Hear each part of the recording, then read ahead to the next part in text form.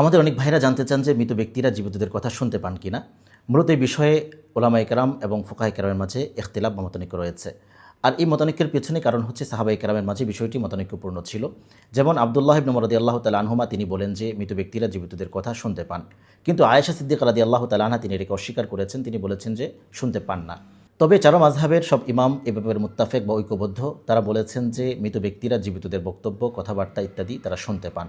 হানাফি মাযহাবের অধিকাংশ ওলামায়ে কেরাম এবং ওলামায়ে দেওবন্দের অধিকাংশের বক্তব্য হচ্ছে শুধু কথাবার্তাই তারা শুনতে পান না, বরং যদি জীবিতরা মৃত ব্যক্তিদের কবরের কাছে গিয়ে সালাম দেন, তারা সেখান থেকে সালামের জবাব দেন, এবং তারা যদি কবরের সামনে গিয়ে দাঁড়ান, মৃত ব্যক্তিরা তাদেরকে চিনতে সক্ষম হন।